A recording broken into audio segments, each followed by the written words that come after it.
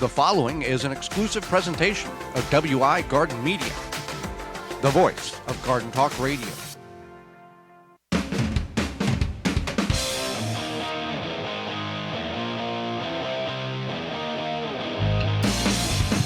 Coming up on the program today, we're going to discuss synthetic versus organic fertilizer, as well as tomato dishes, canned and fresh, you can make. Our guest is lawn to prairie conversion. Benjamin Vogt would be with us, and we'll answer your garden questions. The hour's full, so join us.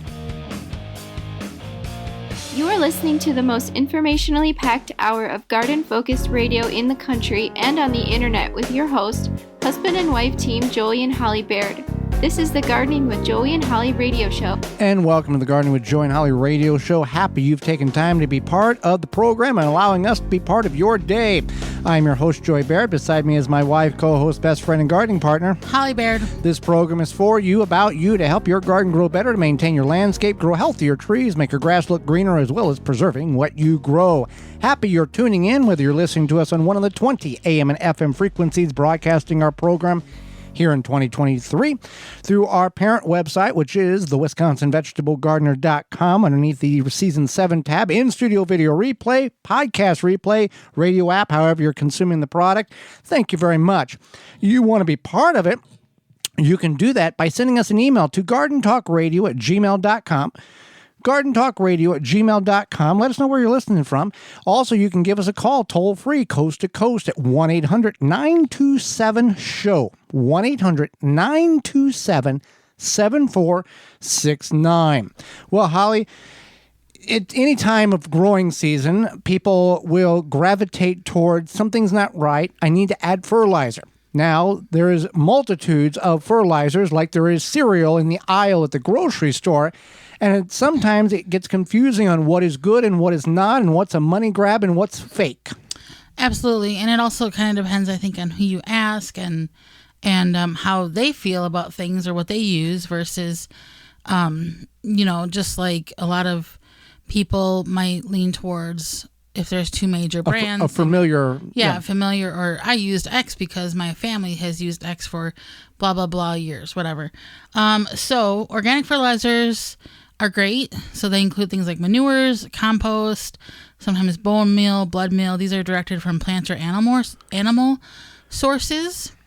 And then inorganic fertilizers are things like ammonium sulfate, ammonium phosphate. These are chemical or synthetic fertilizers because they go through manufacturing process. This will all be on the label. Yeah, and they will sometimes be derived from organic deposits, like mineral deposits, but not always. It just depends on... Well, somewhere down the chain of command, it's an organic product in some form or fashion before it's constructed into a inorganic material, I guess is the best way to put it. Yeah, absolutely.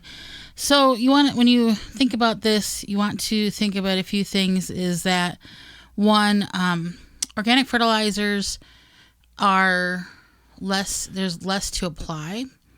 So they may cost more, but you don't have to apply as often or as much. Inorganic fertilizers... It goes further for your dollar. Inorganic fertilizers are cheaper, but then you might have to apply more. But with the organic versus inorganic, the inorganic can be more environmentally damaging than the organic can. Absolutely. And that's the thing, is that they are not, they're not absorbed by the soil as much, so there's a lot of chance for runoff. Right, and there's science to this. Now, yeah, absolutely. Now, you can go, this is science. This is not government science. This is true science. If you want to go that route and believe certain things, there are certain organizations that navigate or create science fact in order to fit a narrative. Right. This is factual. Yeah, this is like plant science, right. Eco science, whatever. Right. Yeah. So, So inorganic fertilizers usually only contain a few nutrients. So like if it just says on the bag, nitrogen, phosphorus, potassium, sometimes they'll have like sulfur included too, but they don't always have anything beyond that. So you get what you get, right? Like you know that it's going to have X, Y, Z, and that's pretty much it. Once you have organic fertilizers, you're going to have X, Y, Z, and probably some other nutrients, minerals, etc. Right, sulfate, calcium, magnesium, some of the macronutrients is what they label them as. And the plants react differently to the type of fertilizer that you're applying. Absolutely. So some plants will uptake most plants will uptake the organic fertilizer or the inorganic fertilizer faster than the non-organic fertilizer. Whether it needs it or not. Yeah. Yes, absolutely. And inorganic bonds to water molecules much more readily than the organic can. Yes. So that's one thing to keep in mind. That's where you get runoff and algae bloom with the nitrogen, increased levels in ponds, streams, and rivers and lakes is because of that nitrogen runoff. And it's the over application in some instances. It's not that somebody's just backing a truck and pouring it in the creek. Oftentimes, the application, if a little is good, a lot's better because I got a problem. Now, I'm not saying the backyard gardener in Kansas City, Missouri is causing the dead zone in the Gulf of Mexico. No, it's a cumulative process. Right. Millions of people doing a little bit at a time. You fill a pull up a thimble at a time, but if you have 1,000 people, it goes a little quicker. Right. And then organic fertilizer or inorganic fertilizers or chemical fertilizers will often make a crust on the soil. And that like dried coffee grounds. Yeah, like dried coffee grounds. But that consistency. Yeah. And so obviously when there's a crust over your soil, it's not going, if it rains or you water, it's going to be a problem. So you want to make sure that if you are using inorganic or chemical fertilizers, that you are stirring your soil, cultivating your soil to make sure that you don't have that crust form. Now, again, organic, you can apply too much of that too. The difference in organic is you are just literally pouring money into the ground, and the plants are only going to absorb what the plants naturally need to absorb. They will discard the rest. So I just want to talk about that, is that using organic fertilizer, whatever it may be, but you want to use it properly. Mm-hmm. So for example, too much of a good thing is bad, right? So something like manure, if you don't let that manure age, you're going to burn your plant. Yeah. So that might be an organic method of fertilizing, but you have to wait till it ages. Depends on organic in some form of the fashion, because depending on what the animal is eating, the pig, the cow, the goat, the sheep, if they're eating chemically sprayed grasses or chemically sprayed grain, it's not. I don't think you can call it organic. If they're eating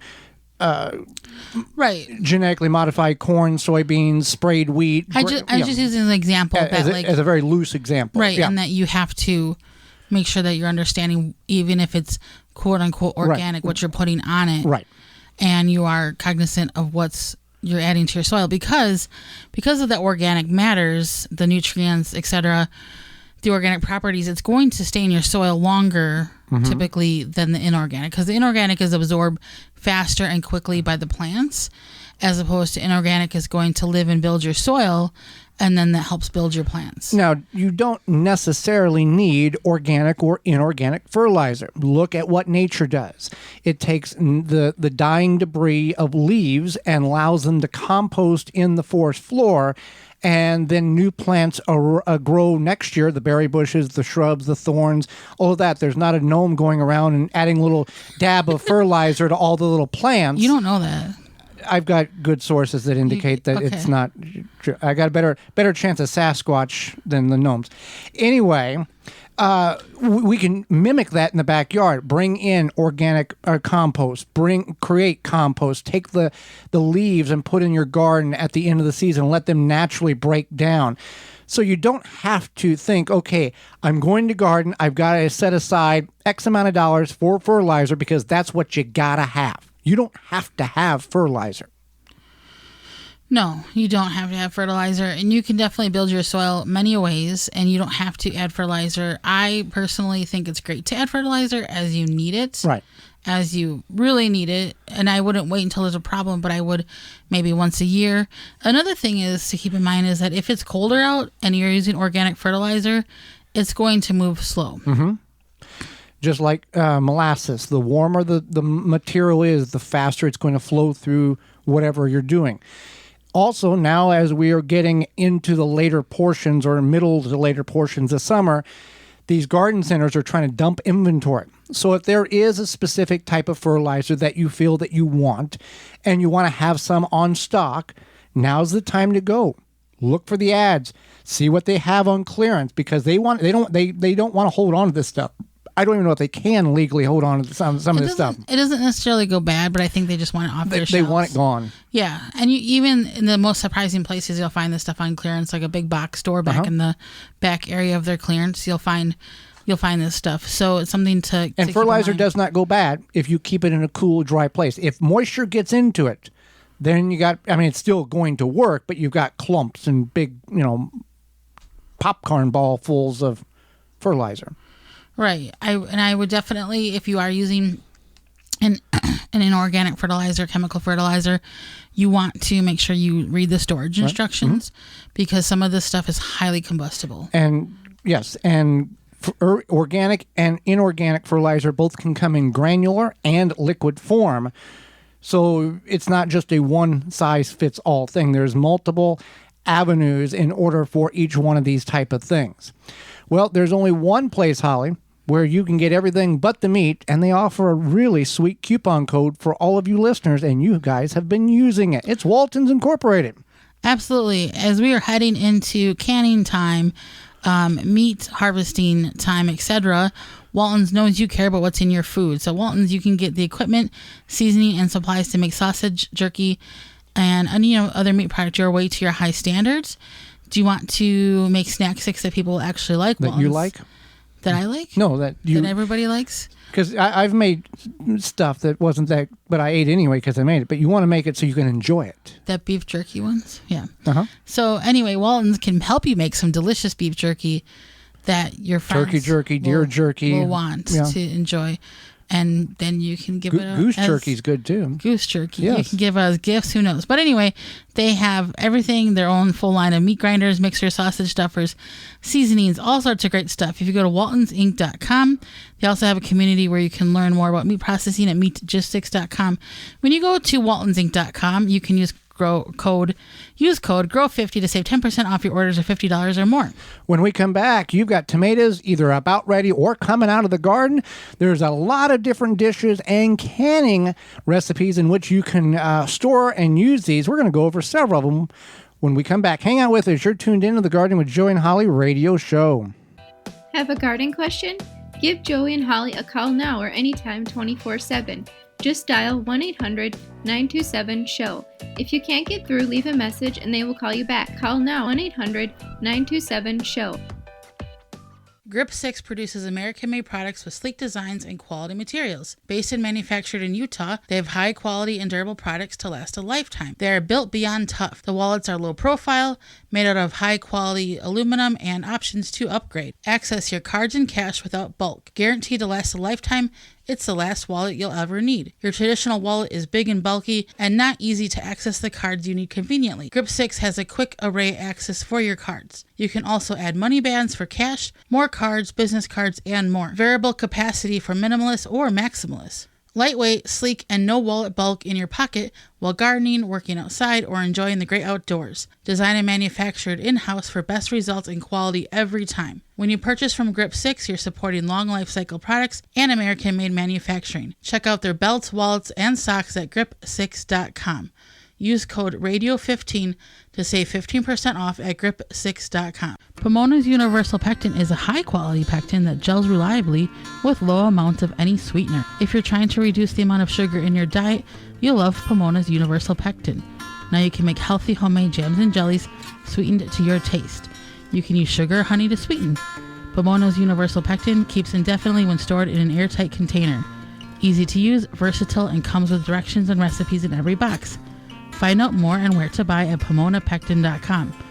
Also available at natural food stores and online. Dripping Springs Oyas clay pot irrigation solves the watering needs for gardens, bushes, new trees, and more. An ancient irrigation system we brought to America. Dripping Springs Oyas, OLLAS, on YouTube, Facebook, Instagram. Check us out. Garden like a pro in 3 easy steps and receive customized fertilizer recommendations for your garden or lawn. Soil Savvy helps you determine what nutrients your plants need to thrive. Never again over-apply nutrients they don't need. A patented process that makes you a smart gardener. To get your soil test kit, go to mysoilsavvy.com. Wind River Chimes creates a symphony in any space. Chimes that are inspired by nature and designed to make the natural world even more inspiring. Music speaks to everyone. Individually handcrafted in Virginia for over 35 years and hand-tuned for an exceptional precision and lasting beauty. Because in life, the winds of change are always moving. But no matter where they carry you, Wind River Chimes will always be the inspiring harmony. With a large selection and customization options, you will find the sound that soothes you. Visit windriverchimes.com to shop and find out more. Rootmaker starts your plants off right and keeps them going through harvest. From their seed starting trays with an innovative design that air prunes the roots to their large variety of grow bags, 1 to 60 gallons. Their products will provide you the harvest you've never seen before. Visit rootmaker.com and use coupon code RADIO23 to save 15% off your order at rootmaker.com. Blue Ribbon Organics, providing locally made organic compost and soil blends for gardeners, farms, landscaping, and more. To find our products nearest you, visit blueribbonorganics.com. Fleet Farm has everything you need to get ready for the canning season. Pick up all your supplies from start to finish as you begin to harvest your garden. Choose from an assortment of jars, strainers, racks, and funnels. Plus, check out the wide selection of mixes, sugar, vinegar, and more. Get what you need for your everyday life, including canning, at new, lower prices. Fleet Farm and fleetfarm.com. The Gardening with Joy and Holly radio show is brought to you by the following: Happy Leaf LED, Rootmaker, Jung Seeds, Tree Hugger Sprinklers, Verlo Mattresses, Farmer's Defense, Pomona Universal Pectin, Natural Green Products, Mantis Tillers. Find all sponsors at the WisconsinVegetableGardener.com and thank them for their support. Welcome back to the Gardening with Joy and Holly radio show. Farmer's Defense has the tools, the apparel to help your harvesting be much safer and enjoyable. Yeah, farm and garden in the ultimate comfort. Farmer's Defense has lightweight and durable sleeves made to protect you against the elements while farming. Farmer's sleeves offer unparalleled protection of arms and skin for any farmer, gardener, or outdoor worker. Say goodbye to irritated skin and sunburns in the garden. Their sleeves offer cooling comfort and protection against the elements outdoors. An alternative to thick clothing, Farmer's Defense is made of wicking material with UVF protection factor of 50 plus to protect you from allergens and scratches. To find all their great products and more, visit farmersdefense.com. We were on the land and there was some wild raspberries, so I was using my Farmer's Defense sleeves and it didn't get pricked at all. Worked out very well. Oh, yeah. Yeah. You were. Mm. And cutting wood as well. You don't get scratched up by carrying the logs around. You have your sleeves. If it's warm outside and you want to prep firewood, works really good. Well, tomatoes, Holly. A lot of them coming out of the garden. Ours will be soon here in the upper Midwest. And there's some things that, what can you do with tomatoes? Well, we eat them. What are the salads? There's canning and there's other dishes in which you can make. Right. And so there's, and a lot of these have crossover where you can eat them fresh or you can can them. Okay. So for example, salsa. And salsa you can make fresh, you can can it. Some people freeze their salsa. It just all depends on the process and what you're trying to do with it. Just a heads up, if you freeze your salsa, it's going to not be the same consistency. The firmness. The firmness. It's going to be a little bit mushy, more of like a canned salsa when you pull it out of the freezer. One thing to keep in mind is that when you are canning salsa, you want to think about the heat level. If you add a lot of hot peppers, once they go through that cooking process and then you can it, it could get hotter. Oh, they intensify. Yeah. It kicks it up a notch. Yep. And same thing with any hot pepper you add to anything you can or cook. It can happen, especially once it sits on a shelf. It's going to intensify. Now, chutney. What is chutneys here?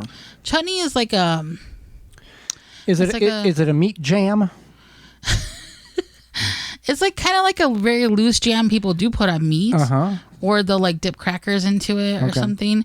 But it's not a meat jam. It's like I made mango chutney or peach chutney. We're talking about tomato chutney here, so but you can make a tomato there's a chutney. variety of genre of fruits and vegetables in which you can turn into a chutney. I think it's like either British or Middle Eastern or something. I don't know. I feel like I should probably explain that better, but it's delicious. People make a tomato chutney. It usually has like a little bit of sweetness to it. A lot of times people will put it on meat because meat can be a little bit more savory, and then this sweetens it up, so it makes a nice balance.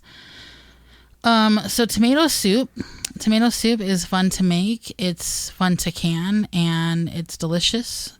We've made a lot of tomato soup in our day. India.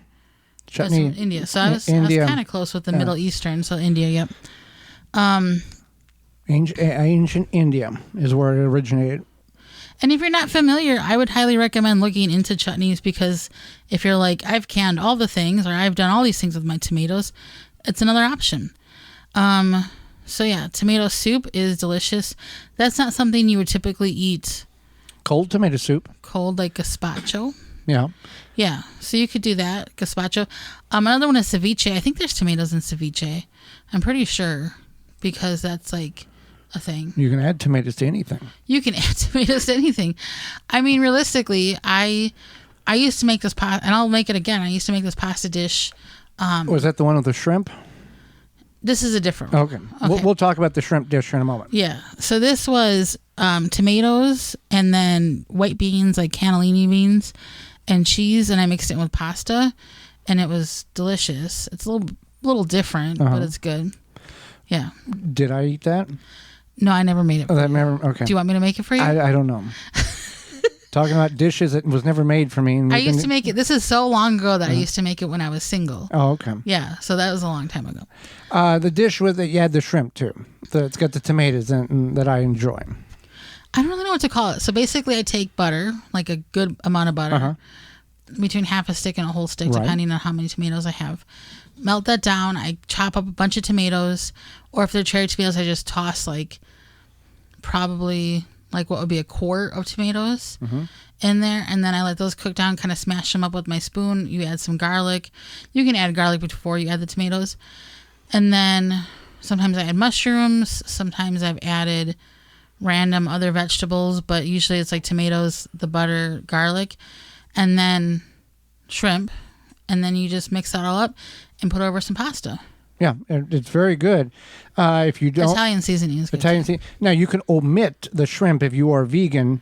You could use. Is the vegans? They don't eat any animal products. Would that be butter as well? Yeah, they'd have to use vegan butter. But if you're vegetarian, you can skip the shrimp. Okay. And you can use something else, or just. You could probably put, instead of shrimp, you could throw peppers in there. Yeah. Yeah. Good.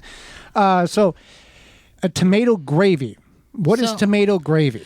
It's, from what I understand, I've never made it, but I had a Southern friend who would make it, and it's basically where you cook like you're making a gravy, where you kind of fry the flour in the butter, and then you add tomato instead of.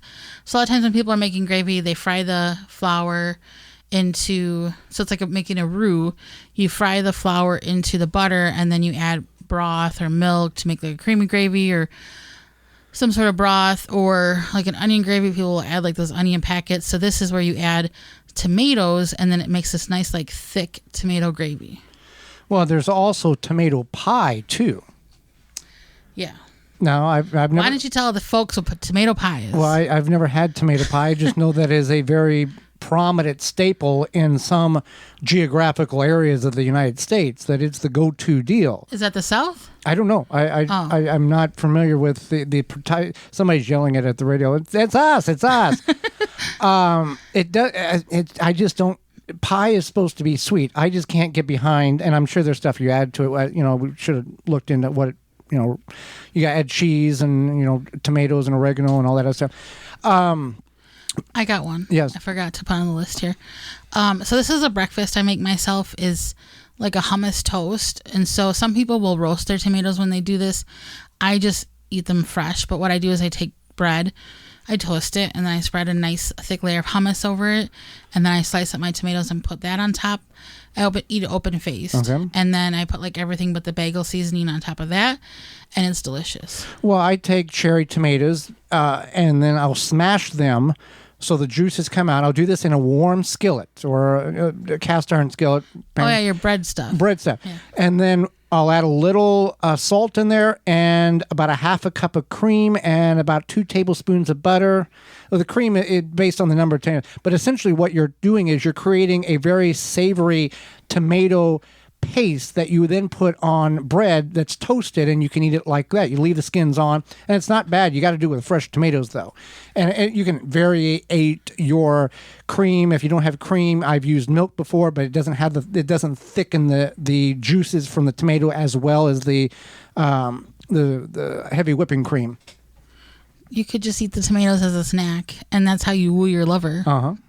Do you know why I say that? Because you like cherry tomatoes. Yeah, and because you grew them when we were first dating, and I didn't have a garden, you did, and you would bring me cherry tomatoes, and then I would eat them, and then you kept the tomatoes coming. Yeah, and you stayed around. I couldn't get away. Yeah, you didn't go. Okay, so another one is bruschetta. It's kind of like a room temperature version of your hot tomato sandwich paste.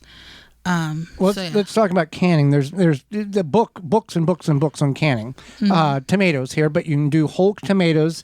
When you do whole tomatoes, you do want to peel them, correct? Yeah, you want to peel them, or you can put them through the food mill, food processor, food mill. So you can do whole tomatoes. You can do tomato juice.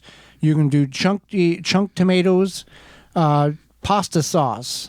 What other things can we do with them? Salsa, pasta sauce, tomato soup, tomato juice. I feel like just canned tomatoes. Yeah, canned tomatoes. That was when we talked about removing ketchup. Ketchup, barbecue sauce. Yeah. Now the thing with ketchup, I grew up with homemade ketchup. It was a luxury whenever we went and got regular, the over-the-counter store-bought ketchup. We made ketchup many years ago, and the recipe instructed to add cinnamon, clove. Okay.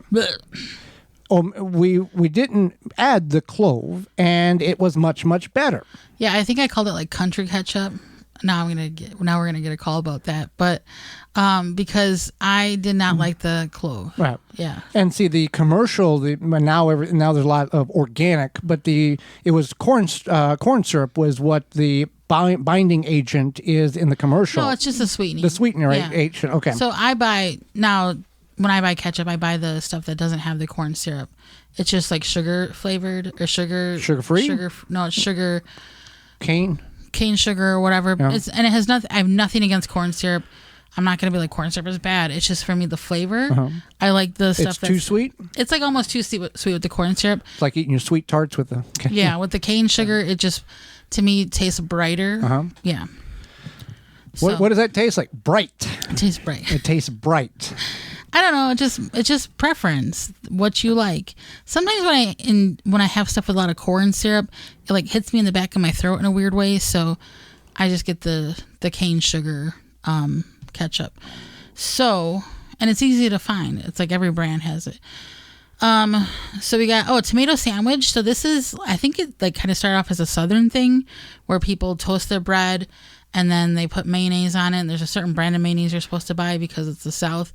And then I'm sure somebody will catch on to that if they know. And then you put your tomatoes on there, a little salt and pepper, and it's supposed to be delicious. I eat them, but I add cheese because I'm a Wisconsinite, so I make it tomato and cheese sandwich, but it's delicious. Bacon, lettuce, tomato. Oh, yeah, tomato pie was brought to Philadelphia by Southern Italian immigrants in the early 20th century. We should make that. Tomato pie? Yeah.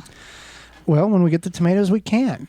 But until then, if you've got Japanese beetles flying around your yard, and most of us do, it's time to do something about it. And Phylum Bioproducts has that tool in order to eradicate the Japanese beetles, weevils, and borers. Phylum's Grub Gone and Beetle Gone has a wide range of invasive and destructive beetles, weevils, and borers without harming non-targets such as bees, ladybugs, butterflies, earthworms, or other beneficial insects. You can purchase these products locally in Massachusetts at Ward's Nursery, McHugh Garden Center, and Hyannis Country Garden, in Connecticut at Van Willigens Garden Center, in Maine at Salisbury Organics, in New York at Fadigan's Nursery, in Ohio at Berlin Seeds. Phylum's Bioproducts, target the pest, not the rest. That's PHYLLOM bioproducts.com. When we come back, conversion from lawn to prairie organizer Benjamin Vogt will be with us. You're tuned in to the Gardening with Joey and Holly radio show.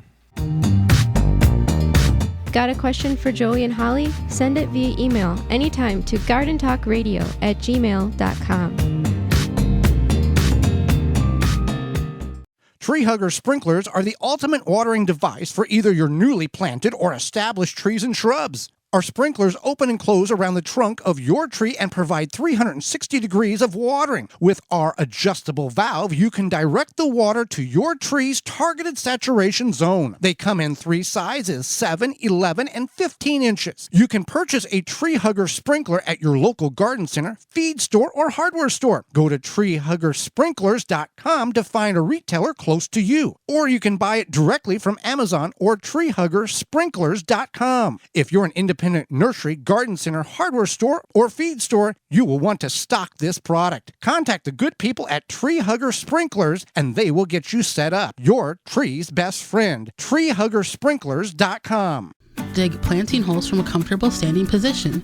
Step, twist, pull, and plant. Visit ProPlugger.com. A non-selective herbicide that is USDA certified? Yep, No More Weeds by Naturally Green Products, the same great company that brings you No More Bugs. No More Weeds kills weeds with no harsh chemicals and no glyphosate. No More Weeds is a commercial-grade vinegar base with a proprietary sticking agent. Great around pools, decks, patios, and more. Visit natgreenproducts.com. Free shipping on orders over $50 using code FREESHIP4ME. Chapin has the tools for planting your garden and keeping it growing all season long. Whether your garden is big or small, Chapin has sprayers and spreaders for fertilizing, weed, and pest control, watering, and seeding. You can find Chapin products at your local hardware store, big box retailer. You may visit them also online at chapinmfg.com to learn more and buy online. Hi, I'm Russell Taylor with Live Earth Products. I'm a soil health expert here to help you. Live Earth Products specializes in soil conditioners and fertilizers that will help you build healthy and vibrant flower and vegetable gardens. As our name describes, Live Earth means healthy soils. Live Earth products are humic and fulvic soil amendments and are all natural, organic, and directly from our family mine in Utah. Live Earth products are easy to apply and the results will blossom right before your eyes. Live Earth products can be applied throughout the growing season. So pick up Live Earth Humate Soil Conditioner and Liquid 6 Humic Acid at your local garden center or on Amazon. Also available through our website, liveearth.com. That's LIVEARTH.com. Live Earth, here to bring vitality to life in your garden. Jung Seed Company is a family-owned and operated gardening company since 1907 with the largest selection of seeds and plants online. Use coupon code 10TG23 to receive 10% off your order at jungseeds.com. Again, that coupon code is 10TG23. The Gardening with Joy and Holly radio show is brought to you by the following: Chapin Manufacturing Incorporated, Aqua-Mart, Soil Savvy, Wind River Chimes, Wisconsin Greenhouse Company, Pro Plugger, Deer Defeat, Dripping Springs Oyas, Phylum Bioproducts. Find all sponsors at the WisconsinVegetableGardener.com and thank them for their support. Welcome back to the Gardening with Joy and Holly radio show. Moments away, Benjamin Vogt will be with us, but first a word from our good friends at Rise Gardens. Rise Gardens is a revolutionary hydroponic gardening system for your home. Instead of food traveling hundreds or even over 1,000 miles before it hits your plate, harvest the veggies, herbs, and greens you need for dinner tonight in the comfort of your home. No green thumb required knowledge. Gardening made easy with the Rise Gardens app. Step-by-step guidance from seed to harvest. A complete garden on a shelf. And comes with everything you need to grow healthy and the freshest food for you and your loved ones. Fully customize your garden to your needs and preferences. For more information, get your Rise Garden. Visit risegardens.com. Holly, let's go to the hotline and bring in our guest for this week. Benjamin Vogt is the founder of Monarch Gardens, a prairie-inspired design firm. They specialize in lawn to meadow conversions as well as urban shade gardens. He is also an author, gardener, writer, and landscape designer. Welcome to the program, Benjamin. Thanks for having me, guys. I appreciate it. Well, thank you for taking time out of your schedule to not only educate Holly and myself, but all of our listeners. And I'll start with this. What sparked your interest and got you into the landscaping, design, garden, etc.? Where was that aha moment for you? There were two big aha moments, though. The first aha moment was not exactly an aha moment. It was just sort of indoctrination by the fact that I live with my mother, who was an avid gardener, and I would take lots of trips to nurseries with her, more as just a way to spend time with her and get out of the house and away from the rest of the family. Both of us were introverts and loved to get away from the house. But I think that was the first sort of latent gene that was placed within me. But later on, once I got married and my wife and I bought our first house, I just dove into gardening. I was like, we are going to have a big old garden. I started with 1,500 square feet, which is buying whatever they had at the nursery that I thought would work in our soil conditions. Some of those were native plants. Some of those were milkweed. And one day I saw caterpillars eating the milkweed, and I was like, whoa, that's not cool. I spent $15 on that plant. I'm going to go get some insecticides and take care of those caterpillars. And then I said, wait, I'm going to go research this, see what's up.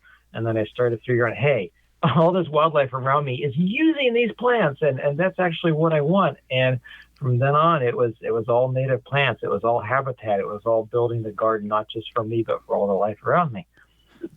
Well, and we see this in the vegetable world, that people whom aren't educated see something in that manner, something's eating it or something's on it. Let's spray something, not knowing that it's not only going to kill the bad bug, but it's going to kill all the bugs because it's a non-selective herbicide or pesticide, and they're doing more damage than if they just would back away and go, hey, let's figure this out before I start jumping in head first.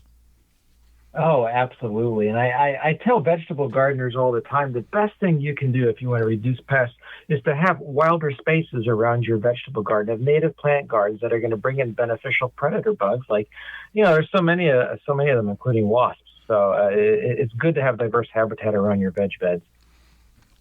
Fantastic.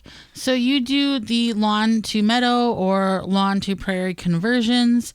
What is that? Can you explain what that is and what the benefits are to that? It is killing lawn. I am a lawn murderer. I am a lawn killer. I am so excited about it. I'm so excited that more and more people, demand for our services is just through the roof this year.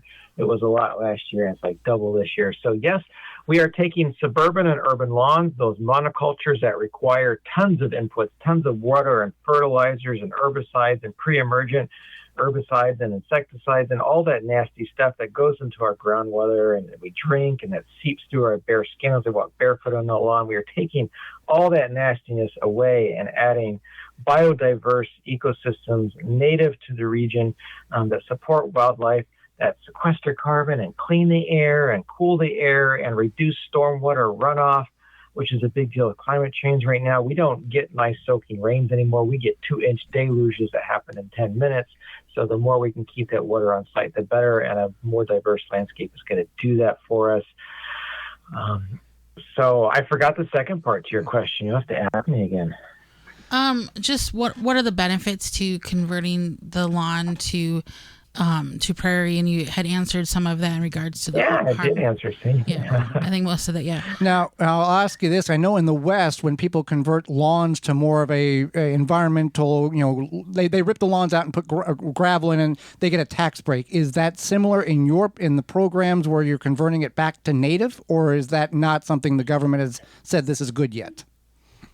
Well, not where I'm located here in eastern Nebraska. No, we don't have any tax breaks or programs like that. And those sorts of programs are going to be unique to cities and municipalities around the country.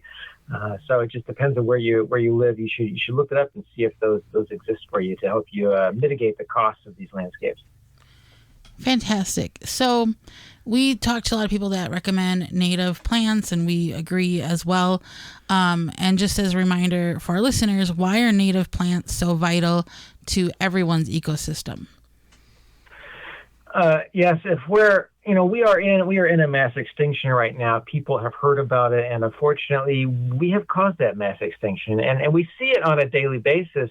We see it, or we hear it. We hear less of it as far as birds. We hear so many less bird species now than when we were younger. I think we're all pretty well aware of that. We tend to see less bugs splattering on a windshield. That's been big news in the last few years. There's just less bugs and insects and moths and things out there. So many of these species evolved with native plants and evolved to use them. So again, we go back to something like a monarch butterfly.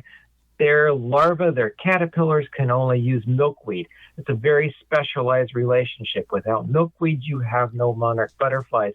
And this specialization is repeated hundreds and thousands and tens of thousands of times in our native ecosystem. So if we don't have the native plants that our caterpillars are using for their leaves, or even there are something like 25% of our native bee species rely on specific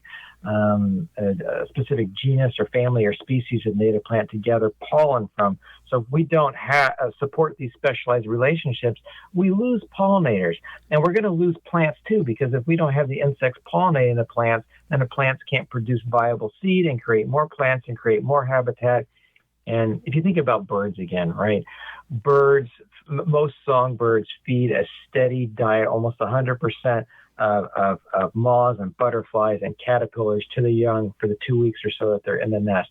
So insects are the base of the food chain for so many species. So if we don't have the insects, we don't have the native plants to support them, we are in big trouble. Now, obviously, native meaning local to the person living there. It's different in Kansas City versus Denver versus Pittsburgh. How can somebody find out what is native to their particular geographical area? Where's a good source to start at? I think I should plug myself right now. Okay. No, I shouldn't. That's so bad. No, it's good. I have an online class on my website, monarchgarden.com. That is, it's about how to start your native plant garden. And it goes through all the different resources. And some of those resources include just entering your zip code at websites like Audubon Society. What are the other ones? There's so many. Xerxes Society, Pollinator Partnership. They just have you put in your zip code and you can just start that way. The lists aren't exhaustive by any means. They're sort of baby lists, but you can start to explore that way. And then, of course, reading my book, Prairie Up, is going to launch you a long ways into figure out what's native to you. Do you find the people who are not aware of what you do, the conversion, are they like you're resistant, or are they curious, or are they like, yeah, okay, let's do it. I'd like to have you do it in my lawn, or is there some convincing that has to go along in this? Oh, it's all those things. It highly depends. I mean, I have been on garden installs where we are converting a front lawn and a small front lawn at that. For this one I'm thinking about. And a neighbor walked across the street and just yelled at me, right? And I'm just like, I'm just the guy installing the plants. If you want to learn more about it, I'm happy to talk with you about it right now. But, he stormed off, and that was the end of that. I have had some neighbors walk across the street and express interest in it. We have a nice little conversation about it. But, I share pictures of my home landscape headquarters all the time on social media. And folks ask, have you convinced any of your neighbors, or any of your neighbors come up and said, hey, I'd really like to try to do that in my own landscape? And I'm like, no, I have convinced nobody. Lawn is so entrenched in our culture and our psyche and our identity, even though it's only been around for 50, 60, 70 years. So even when we do these landscapes, I don't think we're convincing neighbors. I think we have this general idea that a garden, I'm putting garden in quotation marks here, a garden is a lot of work, right? It's a lot of upkeep. You got to know a lot to manage it. But you're not out there having to mow every week. You're not out there having to water once or twice a week. Like you are with here we have tall fescue lawns that have to have an inch of water a week. You're not having to apply fertilizers, especially if you're matching plants to the site conditions, the soil, the drainage, the sunlight. It's a right plant, right place mentality. So I had to mow today for 10 minutes. We've got like 500 square feet of lawn left. And I just want to kill the rest of the lawn. That 10 minutes was way, way too long. The rest with the other native plant beds, I don't have to do any kind of maintenance like that. So aside from people getting rid of their whole lawn, what are some ways that people can kind of make their lawns more prairie friendly? Gradually work into that, because people are used to having their lawns. Many people are kind of addicted to that. So what's a way that people can work into it, or maybe just have a portion, or what can you kind of encourage people to consider unlawning themselves? Yeah, I mean, the easiest way, we probably all have foundation beds around our house, and the easiest thing you can do is put an aster out there. And once that thing blooms, you can just sit there and all day long and enjoy the thousands of insects that come to it, and just realize, wow, this is really cool. Look at all the support that this one aster plant is giving to such a diversity of insects coming to use this plant for food. But then the next easiest step is, once you get hooked that way, is just to deepen those foundation beds around our houses. Most foundation beds in my neighborhood are only about 2 or 3 feet deep. That's not enough to support anything and create a sustainable, low-maintenance ecosystem. So doubling and tripling the depth of our beds around our house to maybe something like 10 feet is a wonderful start. And you'll still have plenty of lawn to throw a Frisbee around, even though you can certainly throw a Frisbee in a meadow too. And you talked about, you're not having to mow every week. People may be concerned, and in the prairie, there's not gnomes going around and weeding or cutting things down. What level of maintenance or requirement is needed once this thing is fully installed and you've converted over to a prairie yard, essentially? Once it's fully installed and everything is in balance, and this can take a year or 2 or sometimes 3 or sometimes more. It depends on if you're using seed or potted material, how fast things are going to fill in and establish. But once it's fully established, we're pretty much talking about occasional weed control, especially tree seedlings. That seems to be the biggest issue. And then you're talking about a annual mowing. Out here in eastern Nebraska, we're doing that about early April every year. Once the soil temperatures stick at 50 degrees Fahrenheit or higher, then you can start to mow things down.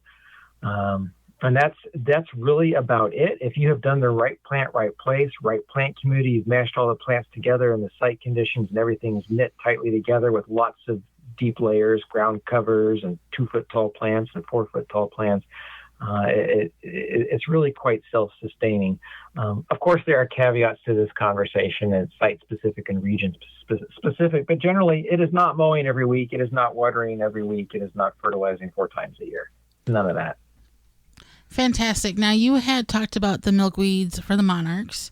What are some other plants that are beneficial to monarchs? Because you see these signs that this is a monarch official garden, etc. And I've seen those gardens, and they don't all have a ton of milkweed. They have some milkweed mixed in. Are there any other plants that are beneficial to the monarchs? Of course, pretty much any native plant out there is going to be beneficial to the monarch, because we're mostly seeing, for the most part, monarchs are adults, right? They're not caterpillars for very long. So they need flowers, and they need a diversity of flowers, and they need a diversity of flowers blooming at all times of the year. And so do all the other butterflies and moths and bees and whatever out there. They need flowers blooming all the time. So really any native plant out there is going to be putting out flowers is going to be beneficial. You don't really need that much milkweed. It's just a small slice of the pie. Well, Benjamin, we greatly appreciate the time you've offered us and the amount of information you provided. How can people find out more about you, your website, your book, and those classes you spoke about earlier? Yeah, online classes, webinars, downloadable garden plans, and you can take a workshop with me. All that good stuff is at my website, monarchgard.com. You can just Google Monarch Gardens, Benjamin Vogt, really hot, sexy prairie garden designer, and you'll probably you'll find it. And then, of course, my books are Prairie Up and then A New Garden Ethic. Well, Benjamin, again, we thank you for your time and the information for being on the program. It's a pleasure. Thank you guys so much again. Absolutely. And when we come back, it's Your Garden Questions, Our Garden Answers. You're tuned into the Gardening with Joey and Holly radio show. Have a garden question? Give Joey and Holly a call now or anytime 24/7. Just dial 1-800-927-SHOW. If you can't get through, leave a message and they will call you back. Call now 1-800-927-SHOW. Pomona's Universal Pectin is a high-quality pectin that gels reliably with low amounts of any sweetener. If you're trying to reduce the amount of sugar in your diet, you'll love Pomona's Universal Pectin. Now you can make healthy homemade jams and jellies sweetened to your taste. You can use sugar or honey to sweeten. Pomona's Universal Pectin keeps indefinitely when stored in an airtight container. Easy to use, versatile, and comes with directions and recipes in every box. Find out more and where to buy at PomonaPectin.com. Also available at natural food stores and online. Do you know that overwatering and underwatering are the top causes of plant death? Tree Diaper solves both those problems by absorbing excess water and releasing it back when the soil dries. Use code GARDEN15 to save 15% on treediaper.com. Aqua-Mart.com has everything you need for eye-pleasing outdoor water features on your property. For over 25 years, we've been creating and field testing beautiful water features in order to provide you with the most reliable products and best value in the industry. From easy-to-install pond and water-filled kits to pumps, fish food, and more, you'll find everything you need to install and maintain a naturally balanced water feature in your yard. Make your backyard a true oasis and maintain it well. Visit aqua-mart.com to shop for all your needs. You put a lot of time and energy in your garden, but without a rescue Japanese beetle trap, you can kiss that hard work goodbye. Asparagus annihilated. Raspberries ravished. Green beans, forget about it. Get those little invasive pests out of your garden and send them where they belong inside a rescue Japanese beetle trap. Now with available refill lures, rescue Japanese beetle traps can be used for multiple seasons. They're made in the USA by the makers of the popular Rescue, Fly, and Yellow Jacket traps. Learn more at rescue.com. That's RESCUE.com. Deer Defeat is an all-natural based animal repellent to keep deer and rabbits away from your valuable plants that is odorless after 30 minutes and dries clear. It creates a continuous, invisible shield to protect your plants. Works for 30 days through rain, snow, and freeze. Will not clog your sprayer. Apply to your property without environmental damage. You can spray directly onto your plants up to flowering, then apply around your plants to continue protection. No need to reapply. Money back guarantee. To purchase, go to deerdefeat.com and use coupon code RADIO to save 10% off your order. You know what's different about Verlo mattress? Everything. Like no price gouging, no shenanigans, none of the shady dealings of other mattress chains and furniture stores that overcharge for virtually the same mattress. The ripoff stops here. Verlo makes every mattress they sell, so you get better quality, lower prices, and a lifetime comfort guarantee. Because at the end of the day, you don't deserve shenanigans, you deserve a good night's sleep. Wake up, sleep better. Verlo. The Gardening with Joy and Holly radio show is brought to you by the following: Dripworks, Rise Gardens, Grip 6, Bloomin' Easy, Fleet Farm, Waltons Incorporated, Blue Ribbon Organics, Tree Diaper. Find all sponsors at the WisconsinVegetableGardener.com and thank them for their support. Welcome back to the Gardening with Joy and Holly radio show. Thank you for being with us today. Time for your garden questions, our garden answers. You've got a question, send it on over. GardenTalkRadio@gmail.com. That's GardenTalkRadio@gmail.com. Or you can jam your fingers in the phone and give us a call at 1-800-927-7469. 1-800-927-7469. 1-800-927-SHOW, toll free coast to coast. If we can't get to you, leave a message and we will call you back. Holly, we have our first question is sponsored by Fleet Farm and fleetfarm.com. Your show is a tremendous help to gardeners. I appreciate it. The last few years, chiggers have been a problem in our garden. Is there a way to get rid of them? Thank you for any advice you can share on the topic. Okay, chiggers are, for those who are not aware, they're very tiny. You don't see them. They're basically... they're like little bitey gnats. Yeah, gnats that bite. And you don't know they bit you until about 2 days later, and they itch for about 3 weeks. It itches forever, and they're these little like raised bumps on your skin whenever they bit you. Okay. Yeah. So there's a couple of things in which you can do. You can keep your grass cut shorter than what is recommended. Typically, a recommendation of height of grass is 2 3/4 to 3.5 inches. You can keep it cut shorter. You can also add diatomaceous earth to kill chiggers by dehydrating them and preventing their body fluids from circulating properly, or by slicing them with a sharp granular. Explain what diatomaceous earth is, because you said that this is not a very nice product. It's not. It's a very gritty product, and it's a natural product. It's a natural product, and it's mined, I believe. Yes. And it's used to get rid of a lot of soft body insects, which includes chiggers. And basically, for one, they consume it, it dehydrates them, or if they're crawling through it, it's going to slice them up. And that's what it does. Yeah, it's not... If you have pets, though, you do have to be I believe you have to be careful with it. You do want to apply it according to the directions. Yeah, follow the directions, but it's a very organic and natural means of dealing with insects that you're not happy with. All right. Next But question. not all insects. Not all insects, right. Yeah. What are some easy to save seeds? Well, the key to seed saving is make sure you can find that the seed is fully developed and intact. So some of the easiest seeds to save are things like peppers, beans, watermelon, any sort of squash, pumpkin, leeks, and corn. And then a lot of times if something develops a seed pod, you can save that. You would just have to look and make sure that it does dry out.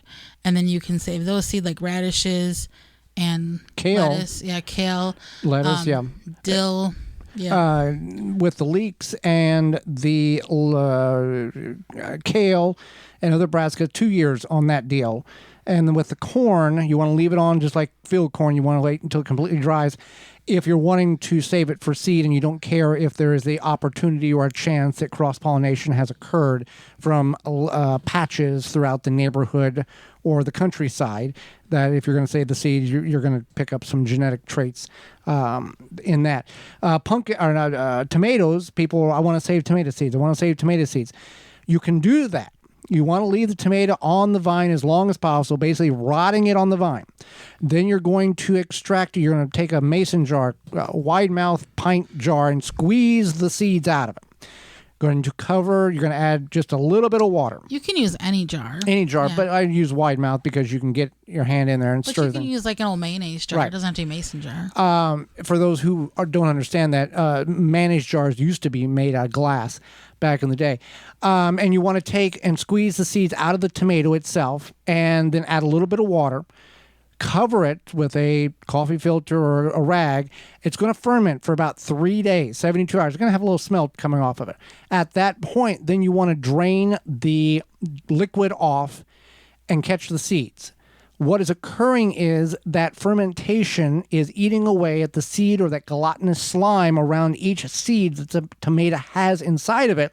It's a protective layer that protects the seed as the tomato falls in the ground this fall, that it won't start germinating until next spring. So it can be done. And with any seed saving, you want to mark what your seeds are so you remember, because you will forget if you don't. Absolutely. So our next question is, why do you add acid lemon juice for canned tomatoes, even if you are pressure canning them? It's just for freshness. And in the water bath world, you add it as an acidic. Yeah. For safe preserving. Yeah. So for the tomatoes, it's just a freshness thing. It's just something I learned along the way. Okay. Next one. I live in Atlanta and I bought a house and have a huge space to garden. I want to get some plants established now. How do I find advice on what to plant that is native? Yeah. So first of all, congratulations on your new home. And second of all, I would go to your local independent garden center. These people are going to be able to help you. They might recommend some natives, and they also might recommend something else. Whether you're shade or sun, yeah, perennial or annual. This person provided a picture, and I would have loved to help them. But the thing is I don't live in Atlanta or the South, right? So I don't have a great deal of native plants to grow there. Also, and how they would grow best, and maybe how you can combine them. That's not my expertise. They also wanted to know how to get some big containers, and I advise that you can get those at garden centers, garden stores. Now's a good time because they're probably marking them down.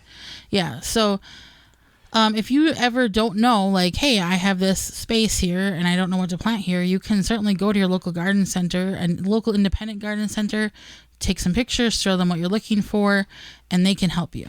With that, you're going to your local independent garden center. Just don't go to the first one that comes up when you go to your favorite search engine and type in local independent garden center in my area.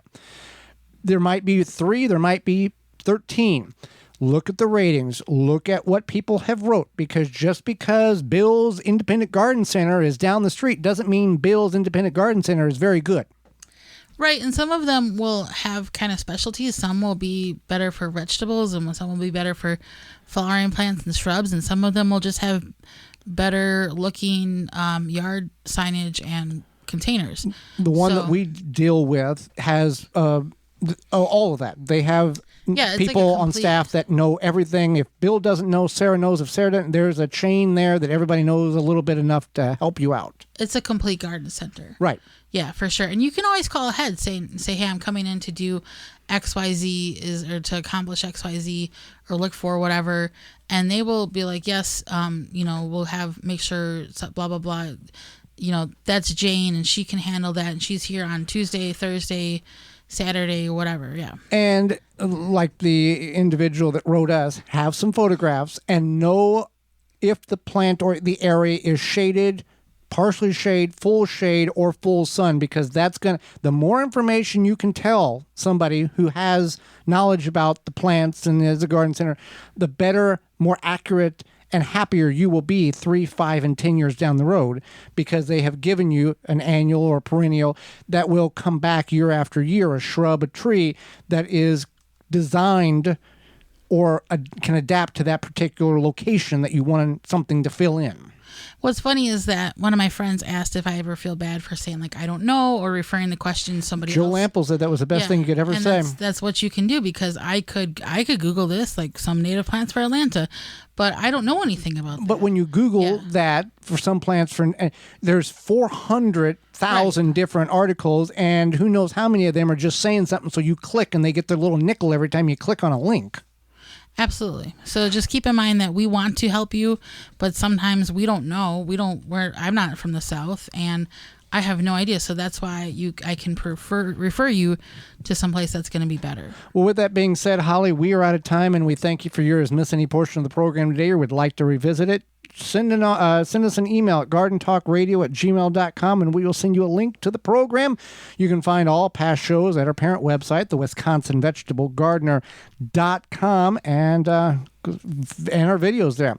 Tune in next week to the program where we will be discussing building your soil for a better garden next year, as well as fall bulb planting.